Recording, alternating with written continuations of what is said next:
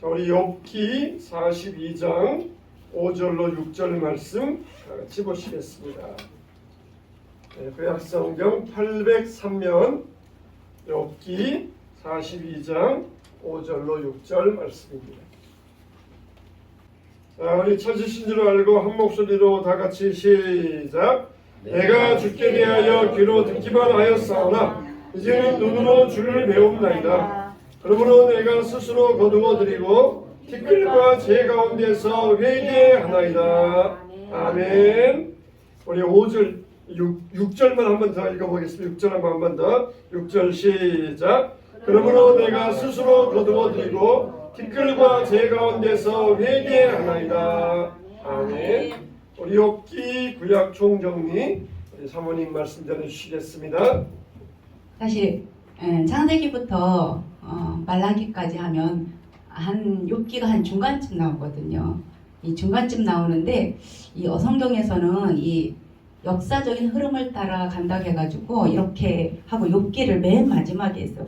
이렇게 창세기하고 욥기가 같이 올라오잖아요.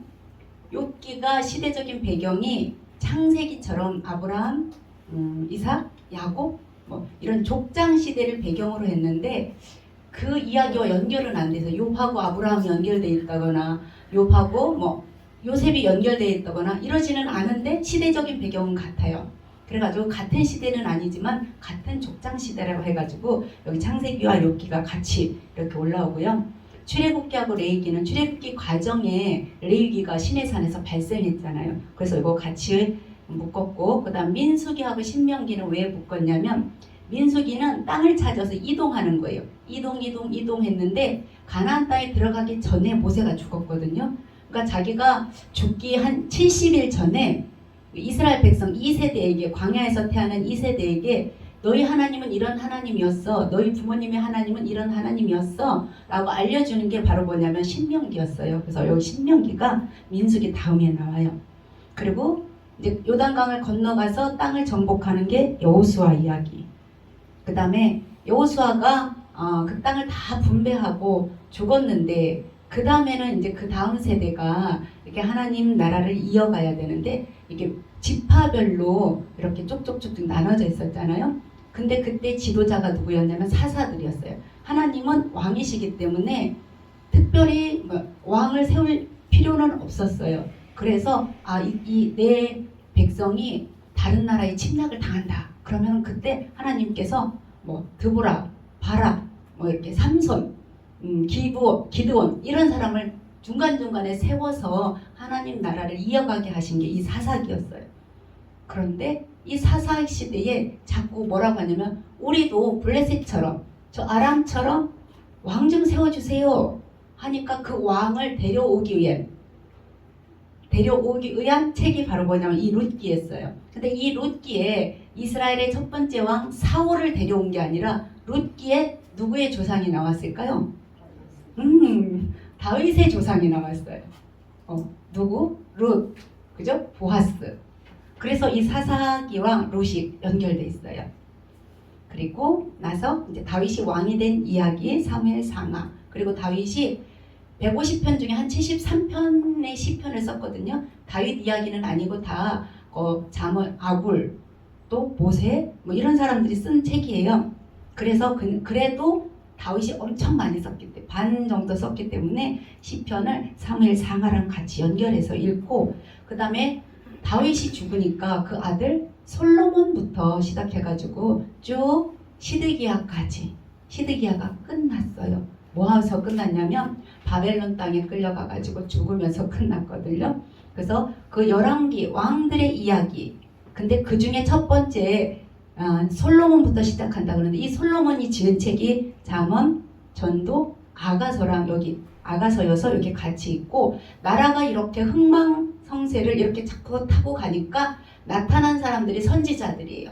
12명의 선지자들이 나와서 한 얘기가 뭐냐면 하나님을 제대로 섬기면 복을 받고 하나님을 섬기지 않으면 망한다 그랬는데 왜 이 나라가 이렇게 올라갔다 내려갔다 했겠어요? 말씀을 잘 안 들어서 그러니까 이 12명의 선지자들이 한 얘기가 뭐냐면 망한다 이 얘기만.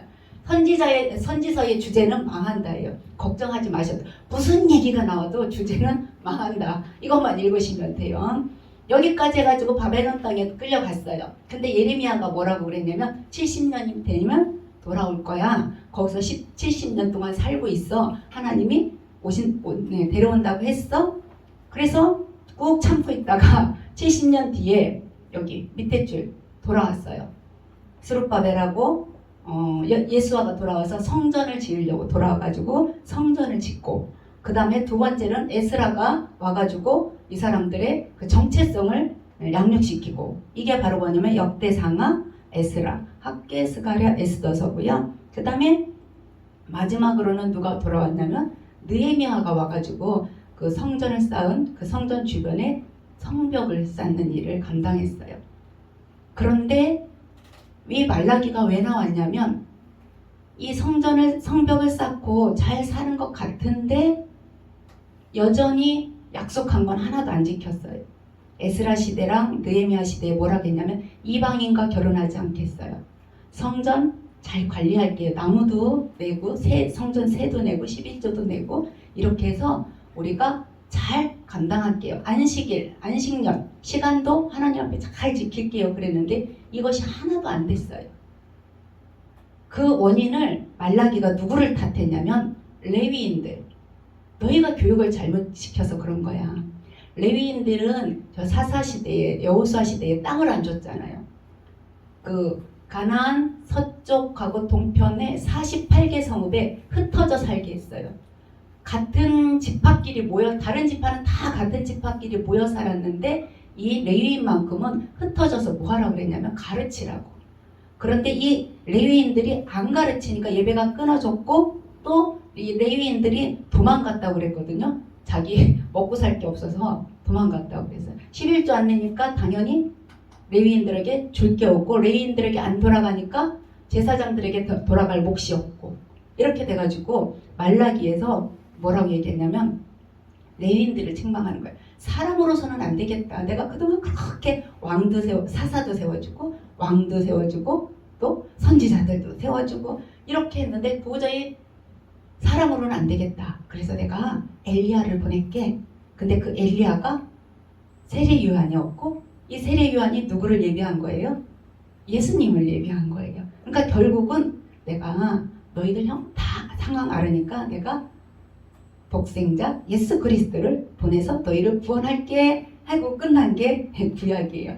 근데 이 욥기는 사실 우리 성도님들은 어떻게 읽었는지 모르지만 제가 제일 어려운 부분이 예레미야랑 욥기였거든요. 읽어도 뭔 소리인지 모르는 게 이 욥기였어요. 그래서 이 욥기를 도대체 이 욥기가 무슨 내용인가 해가지고 이렇게 따로 그냥 같이 살펴보려고 했어요. 자, 오늘 욥기는 조금씩 읽어볼게요. 욥기 1장이 어디에 있냐면 760페이지에 있거든요. 우리 760페이지 욥기 1장 일단 펴놓고 욥기를 시작하도록 하겠습니다. 제가 아까 욥기는 창세기 족장 시대를 배경으로 했지만 그 족장들과 우리가 아는 아브라함, 이삭, 야곱의 이야기와는 상관없이 겉도는 이야기인데 시대적 배경이 같아서 지금 여기 창세기 위에다 올려놨어요. 그래서 욥기라는 책이 참 어려워요. 저만 어려운 줄 알았더니 여기도 그렇게 나왔더라고요. 읽기는 읽어도 이해가 안 된다. 우리 성도님들은 잘 이해하셨어요? 욥기가 42장까지 있거든요. 근데 어렵다고 우리가 느끼는 성경 목록이 어떤 거예요? 레위기. 저는 근데 사실 레위기는 그렇게 어렵지 않더라고요. 이러면 복잡해서 그래요. 그 제사 종류가 많고 제사법이 있어서 그렇지 레위기는 어렵진 않아요. 정리해가면서 읽는데. 근데 사람들이 제일 많이 힘들어하는 게 이 레위기. 그 다음에 이사야서. 이사야서는요. 구약부터 시작해가지고 요한계시록까지 이게 내용이 싹 포함되어 있어요. 엄청나게 많은 양을 포함하고 있기 때문에 이사야를 제일 어려워하고 그 다음 환상이 가장 많이 나온 에스겔서 이거를 어려워하는데 이런 책하고 조금 다른 게 이 욥기라는 거예요. 왜 그러냐면 욥기는 철학책이라는 거예요. 철학 되게 어렵거든요. 사람이 왜 존재하느냐 뭐 이런 것부터 시작해요. 그래서 너무 욥기는 철학적이고 그리고 욥기 내용이 우주적이라는 거예요. 이 우주 우리 지구 밖에도 못 나가봤거든요. 지구 밖에도 못 나갔는데 이 우주라는 게 하나님 만드신 일 우주 이 내용이 어마하게 넓은 범위인데 욥기의 내용이 그렇게 넓고 신비롭다는 거예요. 그래서 이 욥기를 공부한다는 게 이게 쉽지 않고, 또 하나는 욥기 1장부터 뭐라고 하냐, 사탄하고 하나님이 대화를 해요.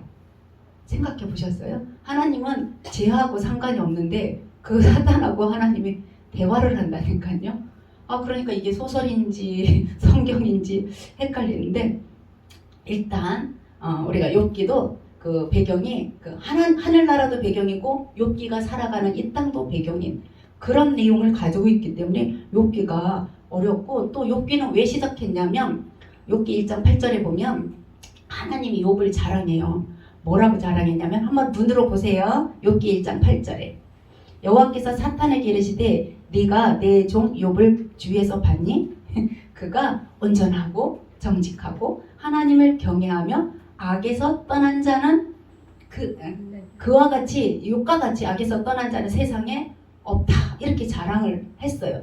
그 말 때문에 욥에게 고통이 시작됐습니다. 하나님은 어떻게 해서 이렇게 자랑을 하셔가지고 욥이 이렇게 42장이나 되는 이 많은 일들을 적게 했을까요? 그래서 오늘 욥을 한번 보도록 하겠습니다. 이 욥기는요, 주제가 뭐냐면 하나님과 사람과의 관계. 하나님과의 사람과의 관계는 뭘까요? 우리가 생각하는 하나님과 사람과의 관계는, 우리 이 성경을 보면 하나님은 나의 창조주고, 그죠? 왕이시고 나는 피조물과 그의 백성, 이렇게 되잖아요. 근데 이 신인 관계가 우리뿐만 아니라 이방 종교에도 이 신인 관계가 들어있어요. 그들하고 우리하고 어떻게 하나님과 신과 인간의 관계가 어떻게 형성이 되느냐, 이게 아주 모든 종교의 핵심 난제들이, 어려운 문제들이에요. 그래서 욥은 이거를 빌려가지고, 욥이 세 가지가 주제가 있어요. 기복신앙, 우리가 많이 들어봤죠. 이 욥기의 주제가 기복신앙, 복을 기원하는 신앙이 문제가 된다는 거죠. 그래서 뭐냐면 사람은 과연 복을 바라지 않고 신을 섬길 수 있느냐, 이 문제예요. 대부분의 사람들은 내가 잘 되기를 위해서 빌거든요. 이렇게 해주세요, 저렇게 해주세요. 내가 이 정도 헌신했으면, 이 정도 물질을 바쳤으면 이런 복은 줘야죠 하면서 복을 목적으로 신을 섬긴다는 거예요. 이 문제가 바로 뭐냐면 기복신앙의 문제예요. 욥기에서 이런 문제를 다루고 있고, 두 번째로는 하나님이 세상을 다스린다고 하는데 왜 의인이 고통을 받죠? 우리 생각에 죄 지으면 벌 받는 건 당연해, 이렇게 생각하잖아요. 근데 죄를 안 지은 것 같은 사람인데 고통을 받아요. 이게 신정론의 문제예요. 좀 그냥 그렇구나 하고 들어요. 하나님의 정의를 변론하는 이론인데, 이 신정론이 뭐냐, 지금 오늘 같은 경우에 아까 1장 8절에 욥이 뭐라고 그랬냐면 온전하고 정직하고 하나님만 경외하고 악에서 떠난 사람이거든요. 근데 40장을 통해서 나머지 뒤에 장은 다 욥이 얼마나 고통 가운데 헤매는지 몰라요. 과연 하나님을 그렇게 잘 섬겼는데, 하나님이 정의롭다면 하나님이 다스리는 세상에서 의인이 왜 고통받아야지 하는 문제가 욥기의 주제고요. 마지막 주제는 뭐냐면 죄와 벌의 문제가 아니에요. 죄를 지으면 벌받아, 이건 당연한 건데, 이 욥기의 주제는 그게 아니라 율법이냐 은혜냐, 이 문제라는 거예요. 죄와 벌의 문제가 아니라 율법과 은혜의 문제라는 거예요. 그러니까 죄와 벌을 초월하는 거죠. 이게 뭐냐면 인과응보, 원인이 있으면 반드시 결과, 착한 일 하면 복을 받고 나쁜 일 하면 벌을 받아. 이거를 뛰어넘는 그 하나님과의 관계가 있느냐 하는 이 세 가지 문제예요. 근데 지금은 기복신앙, 신정론, 뭐 은혜냐 율법이냐 이 문제라 이렇게 하는데, 그냥 욥기 이렇게 쭉 한번 훑어보면 그냥 그건가 보다, 이렇게 생각이 들 거예요. 그래서 욥기를 한번 보면 욥기는 1, 2장은 그냥 서문이에요. 하나님과 사단의 대화, 그리고 욥이 고통받는 거. 그런 다음에 우리가 나머지 40장 정도는요, 나머지 42장까지는 우리가 잘 아는 욥의 세 친구 있잖아요. 요배 세 친구도 얼마나 똑똑한 친구들인지 몰라요. 이 사람들도 철학적인 사람이고 아주 그 시대에 아주 똑똑한 요배 세 친구랑 논쟁을 벌였어요. 그 다음에 네 번째 등장한 친구가 있어요. 젊은 친구 엘리우라는 친구가 있는데 이 친구와 또 연설을 하죠. 그리고 마지막으로 하나님이 연설하는 게 40장에 걸쳐서. 그래서 첫 번째는 그냥 서문이고 나머지 40장은 세 친구, 그 다음에 젊은 친구 엘리우, 그 다음에 하나님이 말씀하시는 거 하면 욥기가 끝나요. 그래서 오늘은 그냥 한번 그 두 파트로 그렇게 서문하고 논쟁 이걸 통해서 욥기가 우리에게 전해주고 싶은 게 뭔가 이거를 한번 보도록 하겠습니다. 자, 욥기 1, 2장은 서문이라고 그랬잖아요. 자, 욥에게 우리가 이 서문을 읽기 전에 한번 생각해 보아야 될 게 욥의 신앙 수준이에요. 욥의 신앙 수준을 어떻게 생각할까요? 욥의 신앙 수준이 인과응보의 수준이었다 하면 이해 가시겠어요?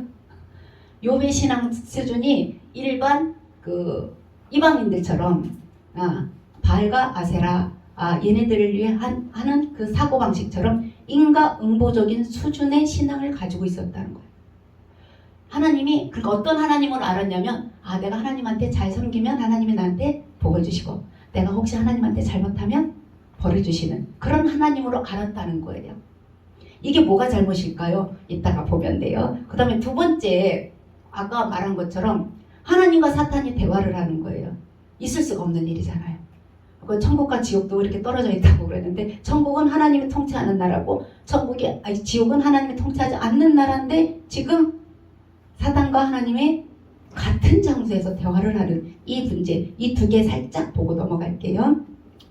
욥의 수준이 인과응보 수준이었다고 하는 건 어떤 건가 한번 볼게요. 우리 욥기 1장 1절 볼게요. 우리 펴놓으셨죠? 욥기 1장 1절. 욥이 어떤 사람이었나 한번 볼게요. 자, 시작. 우스 땅에 욥이라 불리는 사람이 있었는데 그 사람은 온전하고 정직하여 하나님을 경외하며 악에서 떠난 자더라. 아멘. 아까 하나님이 8절에서 사단한테 자랑한 게 똑같은 내용으로 여기 있어요. 우스 땅에, 이 우스 땅 하면 우리가 바벨론 땅 그 근처라고 생각하시면 돼요. 우스 땅에 욥이라는 사람이 있었는데 온전하고 정직하고 하나님을 경외하고 악에서 떠난 자더라. 이런 욥이 어떤 일이 벌어졌어요? 하나님과 사단과 대화하면서 자식들이 10명이나 다 죽어버리고 자기 몸에 병이 생겼고 너무나 이 남편이 그 부인도 뭐라고 했냐면 자, 2장 10절에 제가 읽을게요. 부인이 뭐라고 했냐면 이렇게 했어요.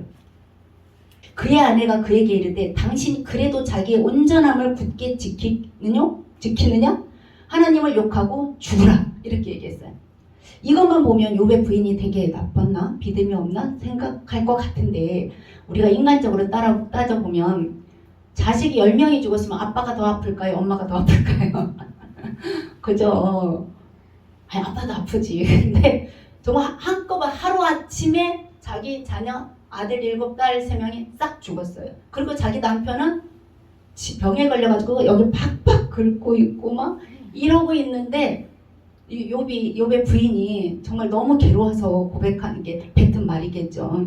그런데도 욥이 이렇게 경외하고 이렇게 했어요. 그러면서 뭐라고 얘기했냐면 욥은 그 10절에 이 모든 일에 욥이 입술로 범죄하지 아니었다. 자기 부인한테 뭐라고 했냐면 그대의 한 말이 어리석은 여자의 말 같아. 우리 하나님께 복을 받았으니까 화도 받지 않겠느냐? 이거는 인과응보적이잖아요. 내가 잘했으면 복 받고 내가 잘못했으면 화 받는 거는 벌 받는 건 당연해. 이렇게 생각하고 입술로 범죄하지 아니하였다. 1장 마지막에도 하나님을 향하여 원망하지 아니하였다.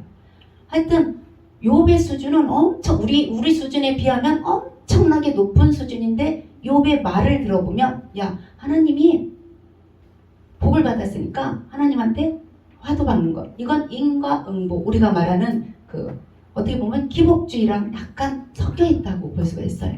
그러니까 욥의 생각은 심는 대로 거두는 거야. 이게 어디에서 나타나냐면요. 자기 아들 10명이 맨날 생일 때 각자 자녀 생일 때 한 집에 모여서 생일 당한 사람 집에 모여서 파티를 해요. 그럼 이 아버지가 혹시 우리 아이들이 파티할 때 죄를 짓지 않았을까? 해가지고 다음에 자녀 명수대로 번제를 드려요. 그러니까 10번을 드려야 되잖아요. 번제를.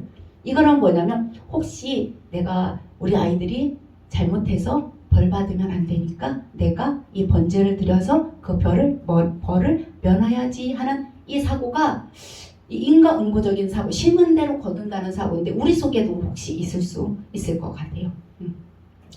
그러면서 이 욥이 그렇게 하나님을 그런 사고 방식으로 일단 어떻게 해요? 섬기고 있었어요. 그렇다고 욥이 다른 신을 섬긴 건 아니에요. 뭐라고 했냐면 하나님만 경외했다고 그랬거든요. 그런 사고 방식을 가지고 뭐 다른 이방신을 섬긴 게 아니라 오직 하나님만 섬겼어요. 자, 일단 그 생각을 가지고 있고요. 욥기를 읽으려면 이 생각이 필요해요. 욥이 인과응보적, 심은 대로 거둔다는 사고를 가지고 있었구나. 이게 필요하고요. 두 번째로는 금방 말한 것처럼 하나님과 사탄의 대화인데요. 사단이 하나님 수준하고 똑같은 레벨에 있다고 생각하시지 마시고 무슨 소리냐면 사단도 하나님의 통제 아래에 있다. 이렇게 생각하시면 돼요. 사단이 하나님의 허락하에 움직이잖아요. 제가 그럼 생명만 건드리지 말고 욥을 알아서 해봐라. 그랬을 때 욥의 생명을 건드리지 않고 나머지 하는 것을 볼 수가 있거든요. 그래서 우리는 사탄하면 정말 파워가 있어가지고 하나님 수준인가? 하고 생각할 수 있는데 전혀 그렇지 않다고 알고 계시죠? 지금도 꼭 그렇게 알고 계셔야 돼요. 사단은 피조물로서 하나님의 통제 아래에 있다. 이거를 꼭 기억하시기 바랍니다. 자, 그러면은 이제부터 이제 욥기 1, 2장 끝났잖아요. 1장에도 뭐라고 그랬고 욥이 당한 모든 고난을 대해서 욥이 하나님을 향해서 원망하지 아니했다. 그럼 끝났어. 2장에도 부인이 모든 말을 하니까 야, 벌 받고 복 받는 건 그냥 하나님께서 오는 거야. 그러니까 이 모든 일에 욥이 그렇게 말하고 입술로 범죄하지 아니하였다. 그러면은 끝났어야 되잖아. 욥기가 끝났는데 욥기가 안 끝나고 계속 3장부터 몇 장까지 있다고요? 42장, 40장이나 뭐 할 말이 또 있다는 거예요. 40장에 걸쳐.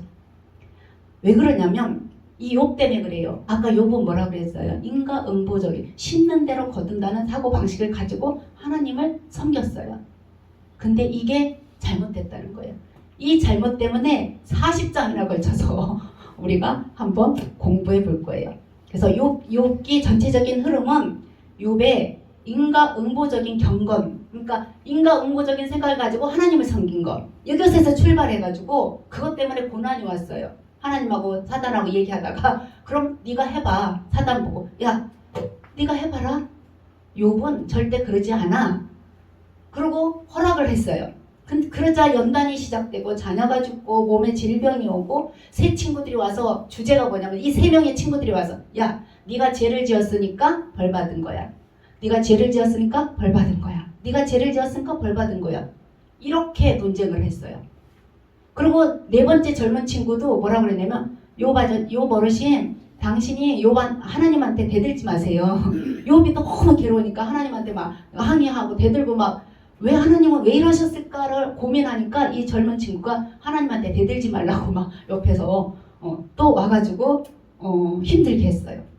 마지막에는 하나님이 말씀하시는데 그 하나님의 말씀을 듣고 욥이 손들었는데 그 신앙이 정말 온전히 세워졌어요. 그거를 위해서 하나님이 욥기를 40장을 더 이야기를 한 것을 볼 수가 있어요. 요 세 친구들의 얘기는 그냥 간단하게 할 텐데 세 친구들의 논지는 뭐냐면 너 죄 지었지? 그러면 욥은 아니야. 왜 온전하고 뭐 정직하고 나 하나님만 섬겼어 이렇게 너 죄 지었지? 아니야. 이 말이 반복이에요. 그래서 첫 번째 그 친구들이 와가지고 뭐라고 하냐면 원칙에 말해. 원칙에 대해서 말해. 그리고 두 번째는 공포를 줘요. 세 번째는 인신공격을 해요. 욥한테. 위로하러 왔거든요. 이 친구들이 평소에 같이 이렇게 얘기하던 친구들이 위로하러 와가지고는 첫 번째는 죄를 지으면 벌받는다. 이거를 원칙을 얘기하고 두 번째로는 협박을 해요. 네가 죄를 지었으니까 네 자녀들이 죽은 거야. 그리고 세 번째도 인신공격을 해요. 어떻게 하는가 한번 볼게요. 첫 번째로는 우리 3장부터 쭉 이렇게 보면 되거든요. 그래서 친구들이 와가지고 안 찾으셔도 돼요. 이따가 찾을게요. 8장 4절에 보면 친구들이 이렇게 말해요. 내 자녀들이 주께 죄를 지었기 때문에 주께서 그들을 죄에 버려두셨다라고 얘기해요. 성경 구절 그대로예요.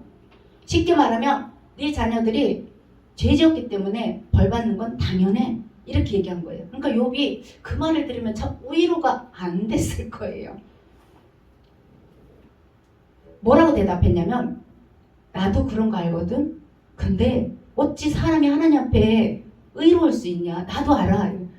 죄를 지으면 벌 받는 건 나도 알아. 근데 내가 내 자식이 한꺼번에 이렇게 확 죽을 만큼 내가 죄 지은 것 같지는 않아. 이렇게 얘기하는 거예요. 두 번째 친구들이 욥이 그래도 버티잖아요. 야 그래도 내가 하나님한테 이렇게 고통받을 만큼 내가 죄 지은 것 같지 않아. 그러니까 두 번째로 친구들이 뭐라고 얘기하냐면 이렇게 얘기해요. 15장에 보면 15장 34절에 보면 경건하지 못한 무리는 자식을 낳지 못할 것이며 아직 자식이 죽었잖아요. 근데 네가 경건하지 못했기 때문에 자식을 낳지 못한다. 그러니까 낳은 자식도 죽었다고 얘기하는 거잖아요. 참말로 위로가 되겠습니까 이 말이? 그 다음에 뇌물을 받은 자의 장막은 불탈 것이라. 큰아들의 집이 다 무너졌잖아요. 그런데 뭐라고 하냐면 뇌물을 받아가지고 집을 지었으니까 다 무너졌지 이렇게 말하는 거예요. 하나님을 두려워하지 않는 니네 그 아들이 무리는 자식이 없고 뇌물로 지은 장막은 불탈 것이다. 이렇게 막 욥한테 얘기를 하는 거예요. 그러니까 욥이 너무 기가 막혀가지고 헛된 말이 어찌 끝이 있냐? 네가 무엇에 자극을 받아 이같이 대답하는가 하면서 헛된 말이라. 그러면서 그 소리를 듣는 욥이 뭐라 그랬냐면 내가 스올이 내 집이 되기를 희망한다. 스올이 지옥이에요. 내가 차라리 지옥에 가고 싶다. 내 침상을 흑암 앞에 펴놓는다. 흑암이 뭐예요? 이것도 뭐 행복한 곳은 아니잖아요. 그러면서 한마디로 말하면 내가 차라리 죽고 싶어요. 이 친구들이 와가지고 죄를 지었으니까 네 자식이 좋은 거고 네가 뇌물로 집을 지었거나 또 경건하지 못했기 때문에 네 자식들이 죽었어 라고 위로를 하니까 욥이 차라리 내가 니네가 소리가 헛소리거든. 인정은 내가 못하겠어. 근데 정말 너무 괴로워서 죽고 싶다.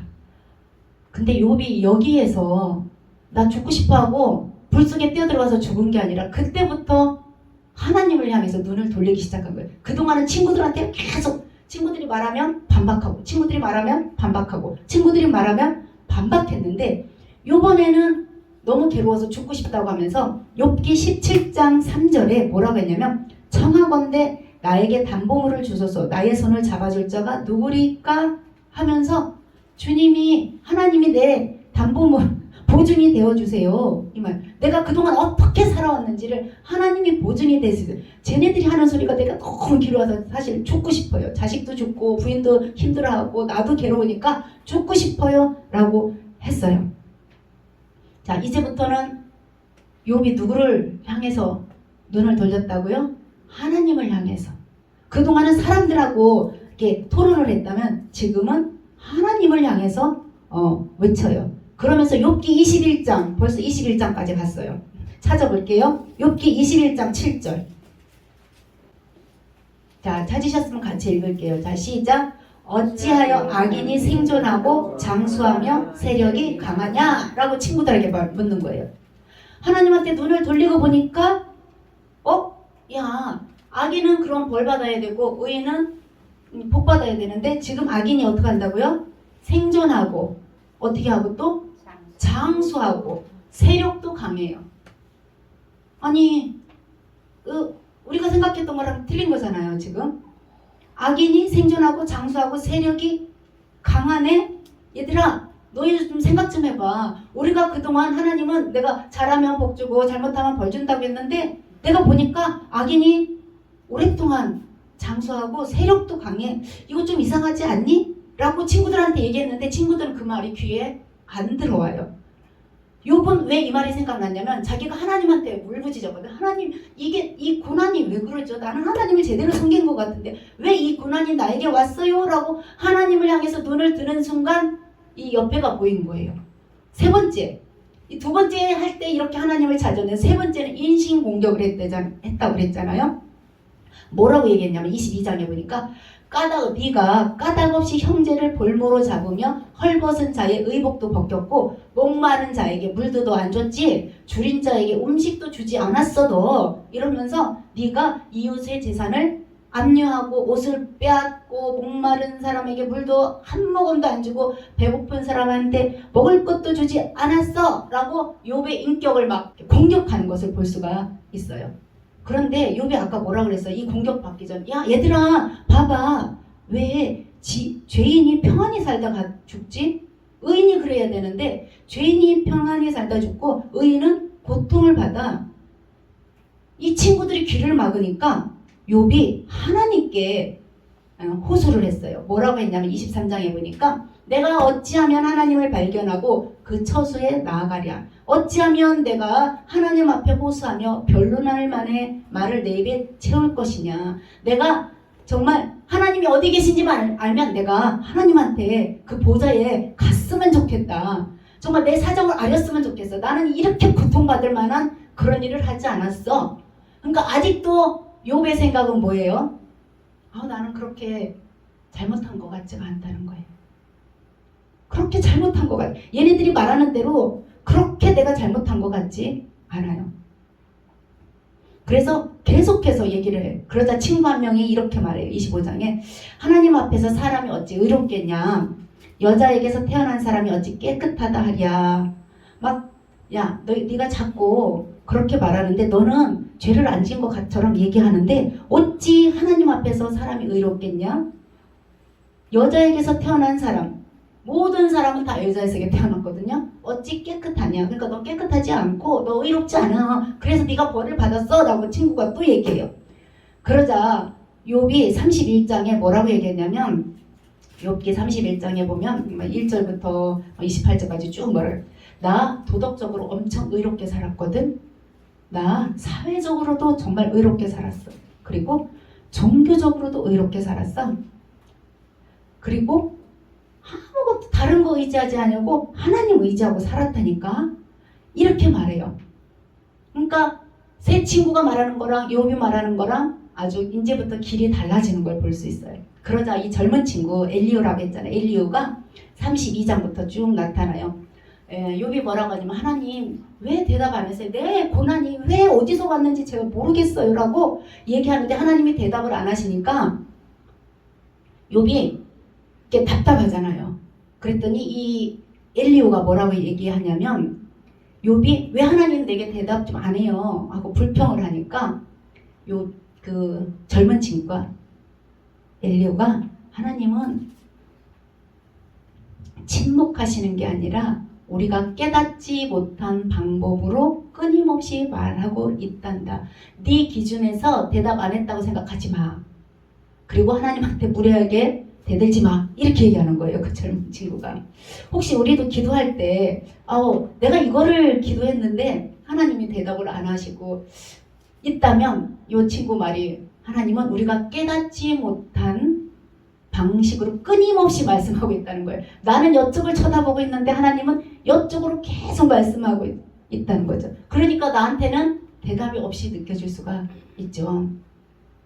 자, 그러면서 33장에 이렇게 얘기했어요. 33장 13절에 하나님께서 사람의 말에 대답하지 않으신다 하여 어찌 하나님과 논쟁하겠냐. 네가 어찌 하나님한테 대들겠냐 이거예요. 하나님의 대답이 없다고. 그러면서 네가 받는 이 고난은 징계일 수도 있지만 연단이다 이렇게 말하는 거예요. 욥은 자꾸 내가 고난당하니까 내가 뭘 잘못했지? 내가 왜 이거 벌 받고 있지? 이렇게 생각할 수 있는데 하나님 입장에서는 이 욥을 더 깊은 신앙의 단계로 어떻게 성장시키려고 연단할 수 있다는 거예요. 이게 이 엘리우의 말이에요. 새 친구랑 조금 다르죠. 새 친구는 막 인신공격까지 하면서 죄를 져서 벌 받는 거야. 이거를 엄청 강조했는데 이 젊은 친구는 늘 뭐라고 했냐면 제가 제일 어려가지고 제일 어려서 좀 안 나서려고 그랬는데 이 어르신들이 이 새 친구가 하는 거 보니까 답답해서 제가 나섭니다 하면서 이렇게 하나님이 대답 안 하신다고 침묵하는 게 아니라 하나님은 다른 방법으로 끊임없이 말씀하고 있는데 내가 방향이 틀렸었다. 그 다음에 또 하나 이 벌은 네가 네 받는 고난은 징계일 뿐 아니라 연단이 될 수도 있다는 거예요. 징계와 연단은 좀 다르죠. 징계는 너무 고통 그 벌을 받는 것, 연단은 그거를 넘어서서 다음 단계로 올라가는 거예요. 자, 그러자 이제 드디어 하나님께서 출현하세요. 38장, 욥기 38장. 욥기 38장부터 하나님이 나타나시거든요. 그런데 욥이 뭐라고 그랬어요? 하나님, 내가 이 고통을 당할 만큼 내가 그렇게 행동한 것 같지 않아요 라고 대답했으면 욥아 그러냐? 하고 이러이러했다라고 대답해야 되는데 하나님이 엉뚱하게 대답해요. 그걸 뭐라고 하냐면 동문서답이라고 해요. 뭐라고 질문을 하시냐면 38장이 너무 많아가지고 제가 읽어드릴 수가 없더라고요. 일단 38장 펴보세요. 대뜸 욥한테 뭐라고 얘기했냐. 거기 38장의 소제목이 여호와께서 욥에게 말씀하시다 이러면서 1장에 1절에 그때 여호와께서 폭풍우 가운데서 욥에게 말씀하여 이르시되 하면서 쭉쭉 나오는데 4절에 보니까 그냥 눈으로 보세요. 4절에 네가 땅에 기초를 놓을 때 하나님이 내가 땅에 기초를 놓을 때 네가 어디 있었니? 이렇게 물어보는 그 다음에 5절에 누가 그 땅에 도량령 이 측량하는 법을 누가 정했지? 이렇게 물어보고요. 또 8절에 보면 바닷물의 한계는 누가 정했냐 이 소리예요. 바닷물이 육지로 넘어오지 않아요 지금. 그죠? 바닷물은 어디에만 있어요? 바다에만 있어요. 그 바닷물이 이렇게 한계를 육지로 넘어오지 않도록 누가 정했냐? 이렇게 물어보는 거예요. 하나님 대단하죠. 그 다음에 28절인가요? 28절에 보면 비한테 아비가 있냐? 그러니까 비를 이슬방울은 누가 낳았냐? 그러니까 비와 이슬방울은 하나님이 내리신다는 거잖아요. 얼음 29절 얼음은 누구의 태에서 났냐? 공중의 서리는 누가 낳았냐? 지금 욥이 대답할 틈도 안 주고 계속 한 장 내내 하나님이 질문만 해요. 그 다음 31절 네가 묘성을 메어 묶을 수 있으며 삼성의 띠를 풀 수 있겠느냐. 이건 별자리들이에요. 별자리를 묶어낼 수 있고 별자리를 떼어낼 수 있냐 네가? 그리고 39절 네가 사자를 위해서 먹이를 사냥하겠느냐? 그러니까 젊은 사자의 식욕을 네가 채울 수 있겠냐 이거. 너 욥 보고 네가 사자 밥 먹여줬냐? 이거죠. 41절 까마귀 새끼가 하나님을 향하여 부르짖으며 먹을 것이 없어서 허우적거릴 때 그것을 위해서 먹이를 마련한 이가 누구냐? 까마귀 네가 먹였냐? 이거죠. 39장 1절 염소가 새끼치는 때를 네가 알아? 낳는 거 알아? 그 다음에 5절 39장 5절 누가 들나귀를 놓아 자유롭게 했어? 누가 빠른 나귀에 매인 것을 풀었느냐? 나귀들 엄청 빠르다 그러죠. 자 9절 들수가 어찌 기꺼이 너를 위하여 일하겠으며 내 외양간에 머물겠느냐. 사실 우리가 외양간에 들수가 밖에 돌아다니는 소잖아요. 이게 너를 위해서 어떻게 해라고? 네가 그거를 외양간에 잡아 넣을 수 있겠냐. 33절 타조는 날개가 있거든요. 근데 날지를 못해요. 타조는 즐거이 날개를 치나 하계 깃털과 날개 같겠느냐? 이런 거예요. 날개를 가진 것은 그 날개의 기능을 하는데 타조는 날개가 있어도 날지를 못하지만 다 먹고 산다는 거예요. 그 다음 또 남겨보세요. 39절 39장 19절 말 우리 타는 말이야. 말의 힘을 네가 주었냐? 그 목에 흩날리를 갈기는 네가 입혔냐?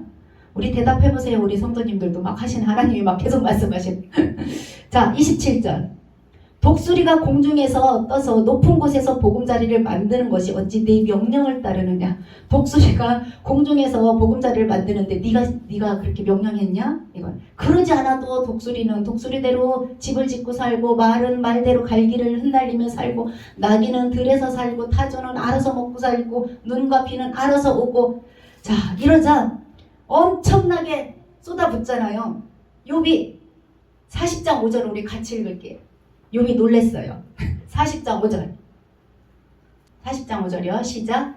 내가 한 번 말하였사온즉 다시는 더 대답하지 아니하겠나이다. 욥이 하나님이 나다 하니까 들어본 말로 대답할 게 하나도 없는. 그러니까 딱 입을 막 내가 한 번 말했어요. 뭐라고 말했어? 내 고난이 어디서 왔어요? 하나님 이 고난이 왜 나한테 왔어요? 난 그런 일 없어요 라고 한 번 말했는데요. 다시는 더 대답할 말이 없답니다. 욥이 입을 딱 막아버렸어요. 그러면 그러고 나서 제가 틀렸어요. 더 이상 토도 안 다를게요. 알아서 하셨네요. 하고 욥이 입을 딱 다물었는데 하나님도 끝장을 보셔요. 자, 40장 15절. 40장 15절. 아, 그만 질문하시지. 세상에 마지막까지 손 들었는데도 또 하세요. 자, 40장 15절 시작. 이제 소같이 풀 먹는 베헤못을 볼지어다. 내가 너를 지은 것 같이 그것도 지었느니라. 우리 베헤못 처음 들어봤죠? 그것도 지었대요. 일단 41장 1절이요. 41장 1절. 자, 시작. 네가 낚시로 리워야단을 끌어낼 수 있겠느냐? 노끈으로 그 혀를 낼 수 있겠느냐? 아멘. 혹시 리워야단이라고나 베헤못 들어봤어요? 우리 들락이, 말, 독수리 이런 건 우리 눈에라도 보이죠. 그런데 그것만 해도 욥이 손을 들었는데 베헤못하고 식물을 먹는 베헤못하고 바닷속에 있는 리워야단을 네가 물속에 있는 리워야단을 낚싯줄로 끌어내서 이거는 사람이 길들일 수 없는 피조물이에요. 그러니까 사람이 길들일 수 있는 것도 내가 한 게 하나도 없는데 사람이 길들일 수 없는 피조물도 뭐라고 한 거예요? 그것도 내가 지었어. 리워야단도 내가 만들었어. 하나님이 아주 그냥 강력하게 얘기하자. 더 이상 이제 욥이 이제 입 막을 것도 없어요. 이제 완전히 항복이에요. 완전히 항복. 그러면서 오늘 하신 말씀, 오늘 읽은 말씀 42장 5절이요. 욥기 42장 5절. 시작. 내가 주께 대하여 귀로 듣기만 하였사오나 이제는 눈으로 주를 배웠나이다. 아멘.